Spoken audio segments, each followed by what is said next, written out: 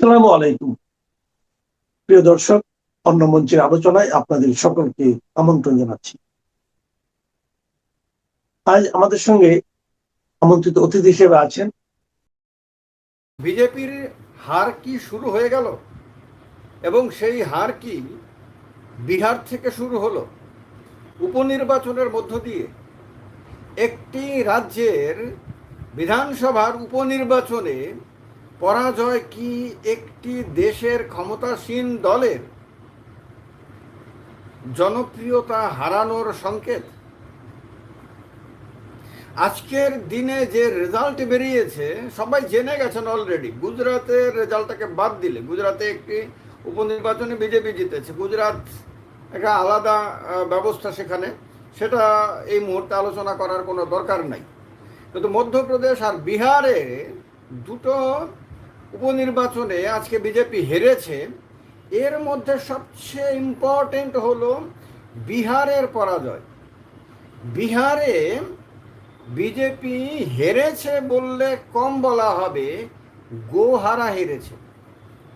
গোহারা হেরেছে, আর শুধু হারেনি, গোহারাই হারেনি, এমন একটা কেন্দ্রে হেরেছে যে কেন্দ্রে 1995 থেকে 1995 সাল থেকে 2025-এর বিধানসভা নির্বাচন পর্যন্ত কোনো নির্বাচনে বিজেপি হারেনি।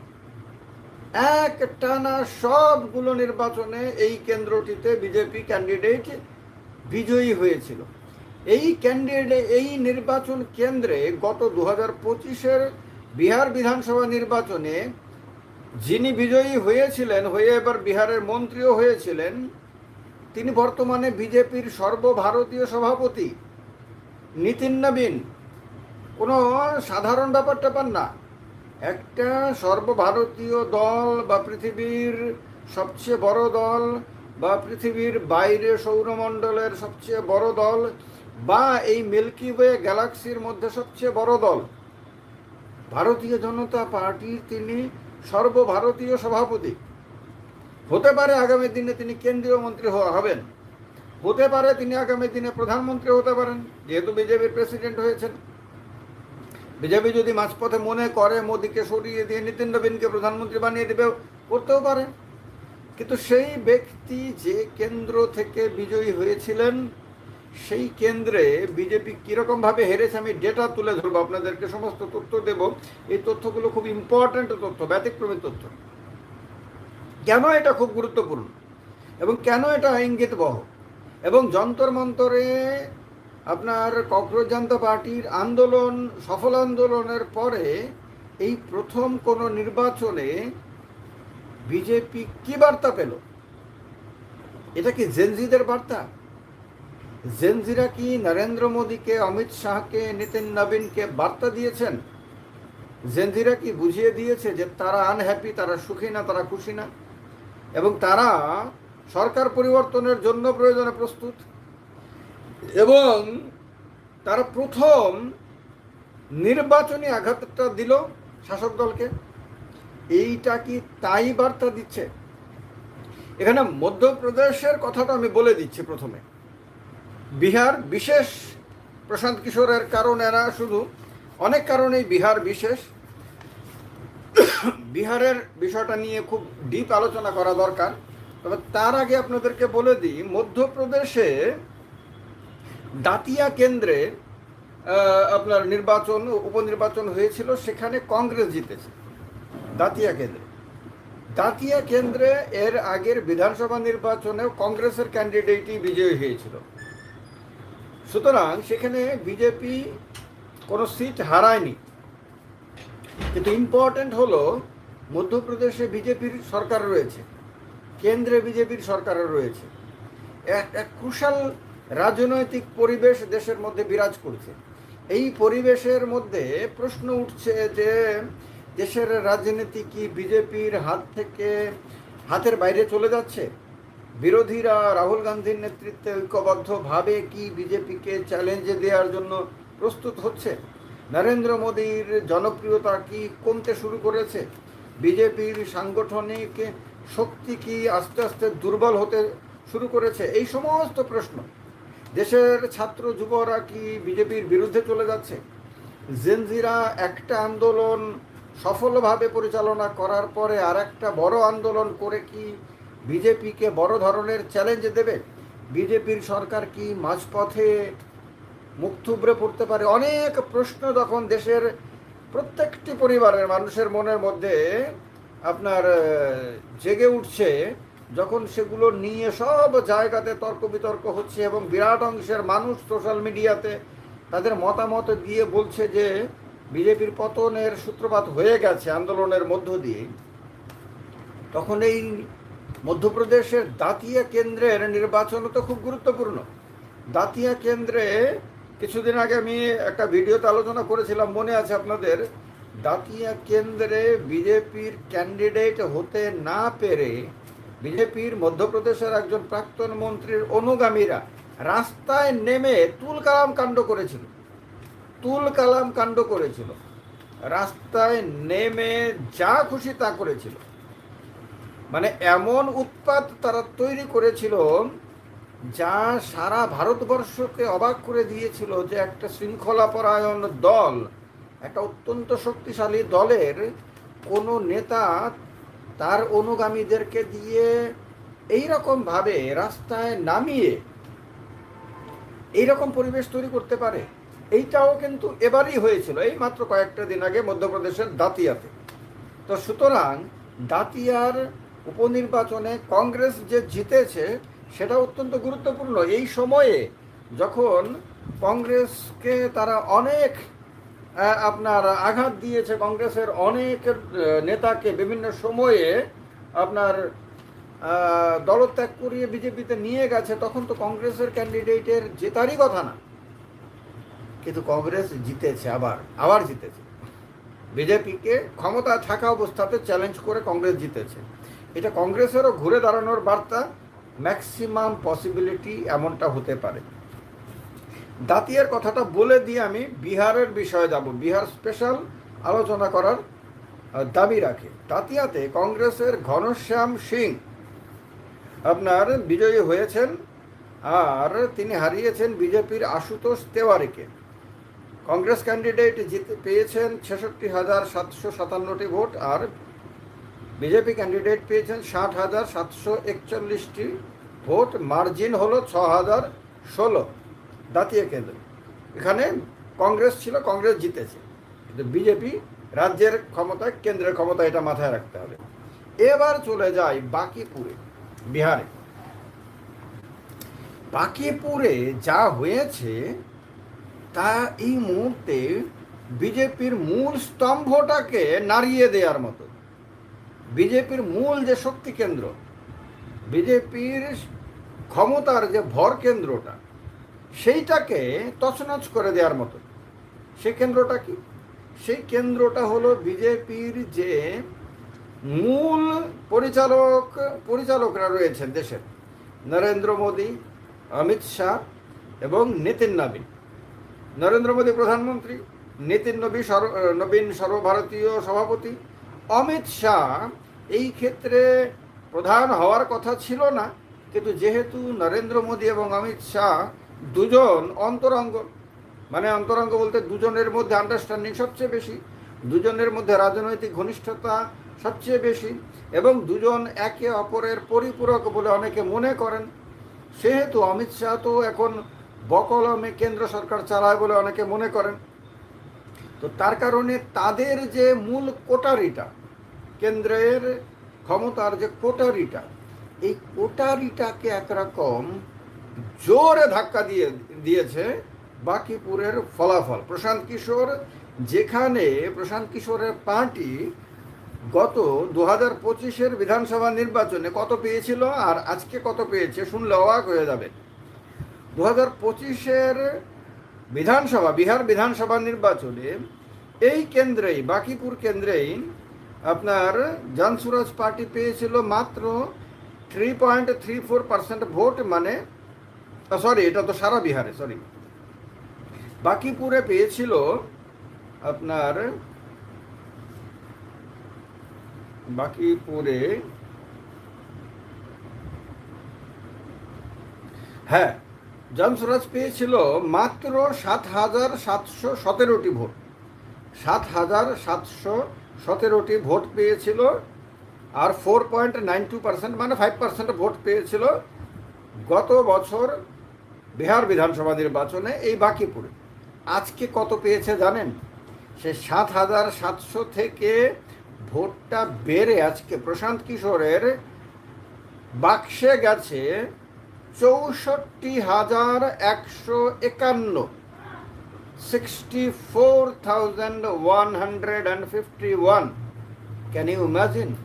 এটা কোনো সাধারণ মানে উত্থান? আর বিজেপি বিজেপি কত পেয়েছিল গত বছরের বিধানসভা নির্বাচনে? মানে নীতিন নবীন কত পেয়েছিলেন? 98,299টি ভোট, 98,299 ভোটস। কত পার্সেন্ট ভোট পেয়েছিল? ভোট পেয়েছিল 62.66%, মানে 62-63% ভোট তো বিজেপি একাই পেয়ে গেছিল। মাত্র 1 বছরও হয়নি এখনো, বিধানসভা নির্বাচন বিহারে হয়েছে 1 বছরও হয়নি। আর আজকে কত পেয়েছে? 98,000 ভোট থেকে নেমে আজকে ভোট পেয়েছে 44,827টি ভোট। বিজেপি তার সর্বশক্তি নিয়োগ করেছিল আজকে, মানে এই উপনির্বাচনে, কারণ বিজেপির জন্য প্রেস্টিজ ফাইট ছিল এটা। অল ইন্ডিয়া প্রেসিডেন্টের বিধানসভা কেন্দ্র। এবং বলা হয়েছে মিডিয়া রিপোর্টে যে নীতিন নবীন যেখানে তার বাড়ি, তার নিজের পোলিং স্টেশনে নাকি, তার পোলিং বুথেও নাকি পার্টি হেরে গেছে। ভাবতে পারেন, যে ব্যক্তি নিজের পোলিং বুথে, যে ব্যক্তির নেতৃত্বে বিজেপি হেরে যায়, সেই ব্যক্তি বিজেপির অল ইন্ডিয়া প্রেসিডেন্ট। কিছুদিন আগে তিনি একটি র্যালি করছিলেন, তার আগে মানে গাড়ির সামনে, রথের সামনে হনুমান সেজে এক ব্যক্তি নাচছিলেন। আর এটা নিয়ে সারা দেশের রাজনীতি তোলপাড় হয়ে গেছিল। সাধু সন্তদের একটি অংশ, যাদের মেরুদণ্ড আছে, যারা সত্যি সত্যি আরাধনাটা মানে সাধনা করেন তারা, আর যারা চাটুকার তাদের কথা তো আলাদা, কিন্তু যারা প্রকৃত সাধনা করেন তাদের মেরুদণ্ড সোজা থাকবে স্বাভাবিক। তারা ধর্ম নির্ভর, তারা রাজনীতি নির্ভর না, তারা ঈশ্বরের আশীর্বাদ নির্ভর, তারা রাজনৈতিক দল নির্ভর না। তারা প্রতিবাদে সোচ্চার হয়েছিলেন, বলেছিলেন হনুমানের অপমান হয়েছে। বিজেপির নেতারা এত বড় হয়ে গেছেন যে তারা এখন রথের ওপরে থাকেন আর নিচে মাটিতে তাদেরকে স্বাগত জানানোর জন্য হনুমান নাচে। এই অবস্থাতে তারা চলে এসেছে, অর্থাৎ তারা আর এখন নিজেদেরকে সাধারণ মানুষ বা হনুমানের ভক্ত ভাবেন না, হয়তোবা হনুমানকেই তাদের ভক্ত বলে তারা ভাবতে শুরু করেছেন। সুতরাং ব্যাপকভাবে সমালোচনা হয়েছিল। তো বুঝতে পারছেন, আরেকটা বার্তা এই বাকিপুরে আরজেডি, লালু প্রসাদ যাদবের পার্টি, যারা নিজেদেরকে বিহারের জমিদার বা রাজা বাদশাহ এগুলি ভাবত। লালু প্রসাদ একটানা 15 বছর আপনার বিহারের শাসন ক্ষমতায় ছিলেন, ফলে তার পরিবার বিহারে কেউ নিজেকে রাজা ভাবতেন, কেউ নিজেকে রাজপুত্র রাজকন্যা এরকম ভাবতেন। তারা ভেবে নিয়েছিলেন যে তাদের হাত থেকেও কোনোদিন ক্ষমতা যাবে না। তারা ধরে নিয়েছিলেন যে তারা যা ভাববেন, যা বলবেন তাই হবে, এবং ভোটাররা বিজেপিকে ভোট না দিলে তাদেরকে দেবেন। সুতরাং তাদের অত পরিশ্রম করার দরকার নাই, যখন নির্বাচন আসবে তখন একটু আপনার কসরত করবেন। প্রশান্ত কিশোর জনসুরাজ পার্টি বানিয়ে দিনের পর দিন, মাসের পর মাস, বছরের পর বছর বিহারের অলিগলিতে ঘুরে, বিহারের গ্রামে গ্রামে, শহরে শহরে ঘুরে মানুষের সঙ্গে ডিরেক্ট সম্পর্ক স্থাপন করে তারপরে বিধানসভা নির্বাচনে লড়াই করেও মাত্র 3.34% ভোট পেয়েছিলেন। 16,77,583টি ভোট পেয়েছিলেন গত বিধানসভা নির্বাচন। সবাই ধরে নিয়েছিল যে প্রশান্ত কিশোর এত পরিশ্রম করলেও তাকে বিহারের মানুষ পাত্তা দেয়নি, তার কথা শুনতে রাজি না। তিনি ভোট কুশলী হিসেবে ঠিক আছেন, তার আইপ্যাক নিয়ে নির্বাচনে বিভিন্ন রাজনৈতিক দলকে পরামর্শ দিয়ে আটে এই পর্যন্তই তার ঠিক আছে, তিনি রাজনীতিতে কিছু করতে পারবেন না, এরকম অনেকে বলেছিল। আমি যখন আমার ভিডিওতে বলেছিলাম প্রশান্ত কিশোর আগামী দিনে বড় কিছু করবেন, তখন অনেকেই রাজি মানতে রাজি হননি। তারা বলেছিলেন যে না না, প্রশান্ত কিশোর কিছু করতে পারবেন না। আজকে সেই প্রশান্ত কিশোরই ঘুরে দাঁড়িয়ে আরজেডিকে কোথায় ঠেলে দিয়েছে। আরজেডির ক্যান্ডিডেট রেখা কুমারী ছিলেন 2025-এর বিধানসভা নির্বাচনে, তিনি সেকেন্ড হয়েছিলেন, 46,363টি ভোট পেয়েছিলেন, 29% ভোট পেয়েছিলেন তিনি বিধানসভা নির্বাচনে। আর আজকে উপনির্বাচনে তিনি 46,000 থেকে ভোট নেমে পেয়েছেন 14,273টি। তার মানে হলো মানুষকে নিজেদের গোলাম ভাবা, না মানুষকে বা ভোটারদেরকে নিজেদের দাস ভাবা যেমন বিজেপির জন্য কাল হয়েছে, ঠিক তেমনি আরজেডির জন্য কাল হয়েছে, ঠিক তেমনি আরও অনেক রাজনৈতিক দলের জন্য কাল হয়েছে। আমাদের দেশে বিভিন্ন সময়ে বিভিন্ন রাজনৈতিক দলেরই নেতারা নিজেদেরকে রাজা বাদশাহ ভেবেছেন বিভিন্ন সময়ে। শুধু বিজেপি না, বিজেপি এখন বেশি ভেবে নিয়েছে, এটা হলো বিজেপির সবচেয়ে নেগেটিভ জিনিস। কিন্তু আরও অনেক রাজনৈতিক দল জমিদার রাজা বাদশাহ, হ্যাঁ, এইরকম হামসে বারা কন হে, এইরকম তারা ভেবেছে। ভাবার কারণে অনেক দল হারিয়ে গেছে আমাদের দেশের রাজনৈতিক মানচিত্র থেকে, আরও অনেক দল হয়তো আগামী দিনে হারিয়ে যাবে। তো এই আরজেডিও সেই রকম এই একটি দল যারা বিহারে ভেবে নিয়েছিল যে বিজেপি জেডিইউ কে ভোট না দিলে তাদেরকে ভোট দিতে হবে, ফলে তারা পরিশ্রমই করেনি। এবারে যন্তর মন্তরে যখন ককরোচ জনতা পার্টির ছেলেমেয়েরা দিন রাত পরিশ্রম করে আন্দোলন করে, যখন কংগ্রেস আপনার এই নিট পেপার লিক নিয়ে ময়দানে নামে, রাহুল গান্ধী ময়দানে নামেন, যখন আম আদমি পার্টি ময়দানে নামে, যখন বামপন্থী দলগুলো ময়দানে নামে, যখন আরও অনেক দল ময়দানে নামে, এমনকি তৃণমূল কংগ্রেসের নেতারা পর্যন্ত, এমপিরা পর্যন্ত সেখানে যায় যন্তর মন্তরে, তখন আরজেডি একরকম নিশ্চুপই থাকে। একরকম আরজেডি এর নেতারা আপনার তেজস্বী বোধ বিদেশে চলে গেছিলেন। তো এইরকমভাবে তারা মনে করেছিলেন মানুষ বিজেপির ওপরে ক্ষুব্ধ হলে তাদেরকে ভোট দিয়ে দেবে। কিন্তু বাঁকিপুরের এই উপনির্বাচনে এটা প্রমাণিত হয়ে গেছে যে মানুষের সঙ্গে না থাকলে, মানুষকে পাত্তা না দিলে, নিজেদেরকে জমিদার ভাবলে পরে মানুষ তাদেরকেও এইরকমভাবেই ছুঁড়ে ফেলে দেবে। ফলে আজকে বিজেপিকে যেমন ছুঁড়ে ফেলে দিয়েছে, আরজেডিকেও তেমনি ছুঁড়ে ফেলে দিয়েছে। আর প্রশান্ত কিশোরের এই যে উত্থান, এই উত্থান যথেষ্ট গুরুত্বপূর্ণ। বিহারের অন্তত পক্ষে বিধানসভায় বিহারের রাজনীতিতে হবে এই কারণে যে কারো কারো মনে হতে পারে প্রশান্ত কিশোর তো মাত্র একজন, 243 জন বিধায়কের মধ্যে সব দল মিলিয়ে, বিজেপি এবং জেডিইউ মিলিয়ে বা তাদের সহযোগী মিলিয়ে তো 201 রয়েছে, অন্য বিরোধী দলেরও অনেক রয়েছে। সেক্ষেত্রে মাত্র জনসুরাজ পার্টির একজন কি করবে? না, এইটুকু যদি কেউ ভেবে থাকে তাহলে তিনি মূর্খের স্বর্গে বাস করছেন। ভারতবর্ষে রাজনৈতিক বুদ্ধিমত্তার দিক থেকে এখনও প্রশান্ত কিশোর অন্য অনেক সর্বভারতীয় নেতার তুলনায় অনেক বেশি বুদ্ধিমান, অনেক বেশি বিদ্বান, অনেক বেশি খবরাখবর রাখেন এবং মানুষের পালস বুঝতে অনেক বেশি সক্ষম ব্যক্তি।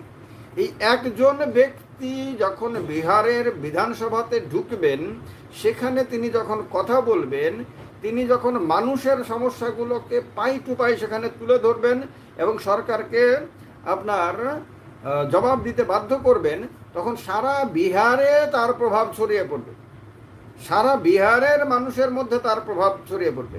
জিতেছেন একটি কেন্দ্রের বিধায়ক হয়েছেন, কিন্তু তার প্রভাব বিধানসভা থেকে সারা রাজ্যে পড়বে। এবং যদি আরজেডি এবং অন্য বিরোধী দলগুলো ময়দানে না নামে, আন্দোলনে না নামে, তাহলে তাদের জায়গা আগামী দিনে প্রশান্ত কিশোরের জনসুরাজ পার্টি নিয়ে নেবে। এটা আমি গ্যারান্টি দিয়ে এই ভিডিওতে বলছি, গ্যারান্টি দিয়ে বলছি। প্রশান্ত কিশোর সাময়িক ধাক্কা খেয়েছেন, এইটা ঠিক, কিন্তু যেহেতু তিনি কিন্তু অন্য অনেক দলকে জিততে সাহায্য করেছেন বিভিন্ন সময়ে, তার কাছে একটা ভালো সংগঠন রয়েছে, তাকে বিশ্বাস করে মানে এই রকম একটা বিরাট জনসমষ্টি রয়েছে। এবং তার জনপ্রিয়তা, তার গ্রহণযোগ্যতা সারা ভারত জুড়ে রয়েছে। ফলে তিনি কিন্তু বিহারের রাজনীতিতে একটা বড় আপনার খেলা আগামী দিনে দেখাতে পারেন। এবার বিজেপির জন্য কেন এটা টেনশনের? বিজেপির জন্য বিহার কেন বিরাট বড় বার্তা দিচ্ছে? বার্তা দিচ্ছে এই কারণে যে দেশে এখন বিজেপি বিরোধী হাওয়া চলছে। কেউ বিশ্বাস করুন আর না করুন, কেউ মানুন আর না মানুন, এখন দেশে বিজেপি বিরোধী হাওয়া বইছে। এখন সোশ্যাল মিডিয়া তো আয়নার মতন দর্পণ। সোশ্যাল মিডিয়াতে তাকালেই পুরো সমাজটাকে দেখা যায়। সেই সোশ্যাল মিডিয়ায় পরিষ্কারভাবে জানিয়ে দিচ্ছে যে দেশের যুব সমাজের বিশাল অংশ বিজেপির বিরুদ্ধে চলে গেছে, বিশাল অংশ। এবং তারা চলে যাওয়ার কারণে প্রত্যেক দিন নরেন্দ্র মোদীর ইমেজকে ধাক্কা দেয়া হচ্ছে। প্রত্যেক দিন বিজেপির বিরুদ্ধে নানান অভিযোগ উত্থাপন করা হচ্ছে, যে বিষয়গুলো এতদিন মানুষের মধ্যে আলোচনাই করা হতো না, যেগুলো নিয়ে এতদিন কেউ কথাই বলতো না, কথা বলার সাহস পর্যন্ত পেত না, সেগুলো এখন প্রত্যেক দিন উঠে আসছে। আর তার ফলে বিজেপি দিন দিন কোণঠাসা হয়ে যাচ্ছে। বিজেপি যে কোণঠাসা হচ্ছে, বিজেপি যে আপনার হারাতে শুরু করেছে, এই কথাগুলো যে বলেছিলাম এখন মিলিয়ে নিচ্ছেন তো। মধ্যপ্রদেশে সরকারে থাকা অবস্থাতে দাঁতিয়া হেরেছে বিজেপি। বিহারে ক্ষমতায় থাকা অবস্থাতে সম্রাট চৌধুরী মুখ্যমন্ত্রী, বিজেপির মুখ্যমন্ত্রী, নীতিশ কুমার মুখ্যমন্ত্রী না, তাকে সরিয়ে সম্রাট চৌধুরীকে মুখ্যমন্ত্রী বানানো হয়েছে। তারপরেও বিজেপি হেরেছে। আর শুধু হেরেছে বললে কম হবে, ভীষণই বাজে রকমভাবে হেরেছে। আরও বেশ গুরুত্বপূর্ণ, বিজেপির অল ইন্ডিয়া প্রেসিডেন্টের কেন্দ্রে হেরেছে। তো সুতরাং এটা তো বিরাট বড় ইঙ্গিত, বিরাট বড় ইঙ্গিত। 2029-এর লোকসভা নির্বাচনের আগে উত্তরপ্রদেশের বিধানসভা নির্বাচনের আগে দেশের রাজনীতিতে আরও যদি বড় আন্দোলন শুরু হয়, তাহলে সেটাকে সামলানোর মতন ক্ষমতা কি বিজেপির কাছে আছে? সোশ্যাল মিডিয়াতে কিছু মানুষ, এখন আর আগের মতন নাই, কিন্তু আগে যদি সংখ্যাটা 100 জন হতো, এখন সেই সংখ্যাটা 15-20-তে নেমে এসেছে, 15-20-তে নেমে এসেছে।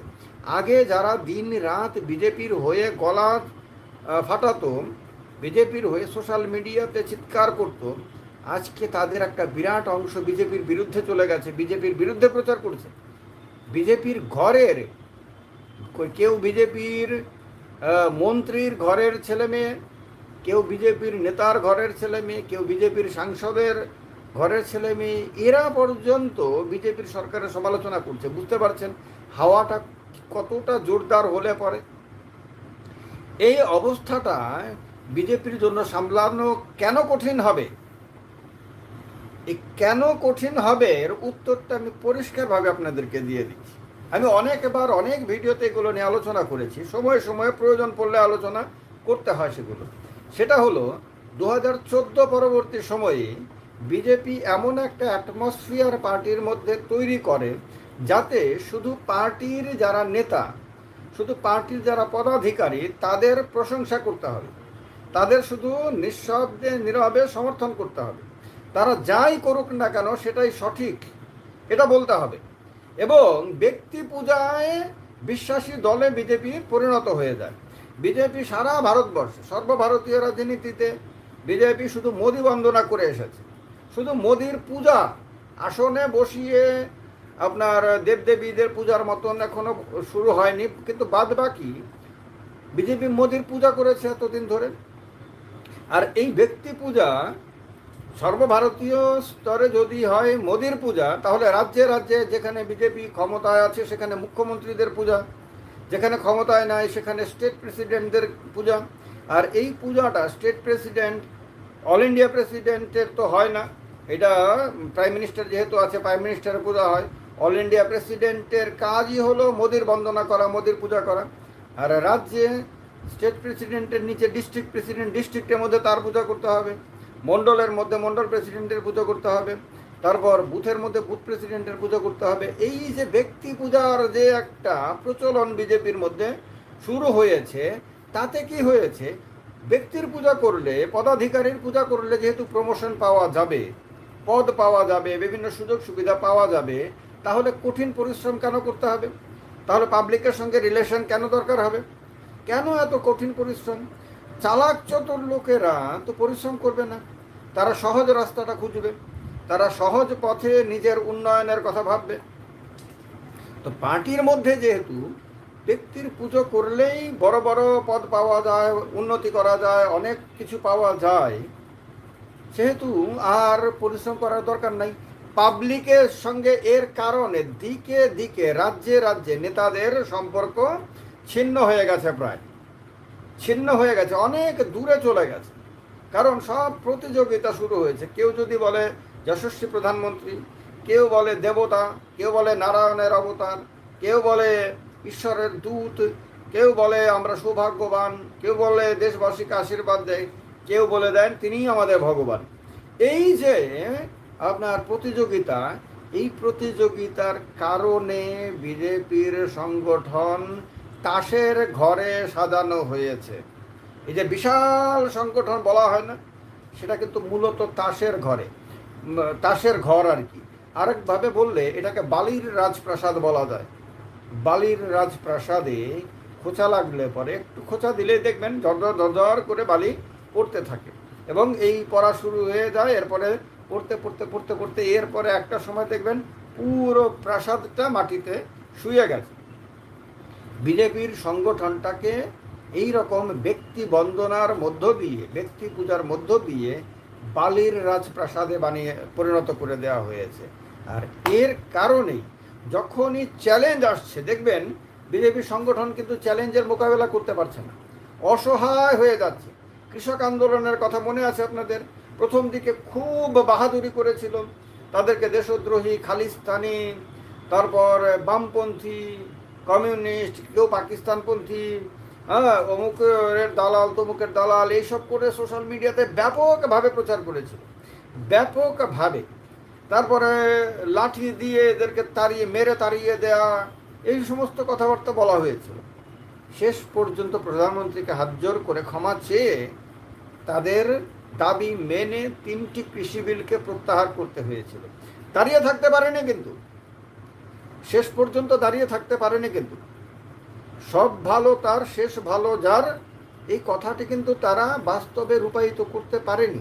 যদি মজবুত সংগঠন হতো, যদি জনপ্রিয়তা তুঙ্গে থাকতো, যদি মানে নিজেদের দক্ষতা সক্ষমতা তুঙ্গে থাকতো, তাহলে দরকার হতো না। পারেনি কিন্তু। এই যে ছাত্র এবং যুবদের যে আন্দোলন হয়েছে যন্তর মন্তরে, সেই আন্দোলনের শুরু থেকে তাকে কিভাবে বদনাম করা হয়েছে। তাকে কেউ বলেছে খালিস্তানি, কেউ বলেছে দেশদ্রোহী, কেউ বলেছে কি বলে দহশতগর্দ, হ্যাঁ, আরও তো যা বলার না তা বলেছে। অভিজিৎ দীপকে, একটা ইয়াং ছেলে, নতুন ছেলে, লেখাপড়া জানার ছেলে, সে বিদেশে চাকরি করে আরামে সুখে শান্তিতে থাকতে পারতো, সমস্ত কিছু ত্যাগ করে এসে ময়দানে নেমেছে। ছেলেটাকে বলা হয়নি এমন কোনো বোধহয় গালি ছিল না, সব কিছু করা হয়েছে। এরপরে শেষ পর্যন্ত আন্দোলনকারীদেরকে পুলিশ দিয়ে পেটানো হয়েছে, সব কিছু করা হয়েছে, কিন্তু শেষ পর্যন্ত টিকতে পেরেছে? আপনারা দেখুন কথাগুলোর যুক্তি আছে কি নাই, সেগুলো আপনারা ভেবে দেখুন। যদি টিকে যেতে পারতো, আন্দোলনটাকে যদি তারা ছন্ন ছাড়া করে দিতে পারতো, আন্দোলনটাকে যদি তারা ভেঙে নিতে পারতো, সব কিছুকে যদি নিজেদের নিয়ন্ত্রণে নিয়ে নিতে পারতো, তাহলে বুঝতাম শক্তিশালী সংগঠন, সরকারও শক্তিশালী, সব কিছুই তাদের নিয়ন্ত্রণে আছে, তারা প্রকৃত অর্থেই সঠিক লাইনে আছে বলতে পারতাম আমরা।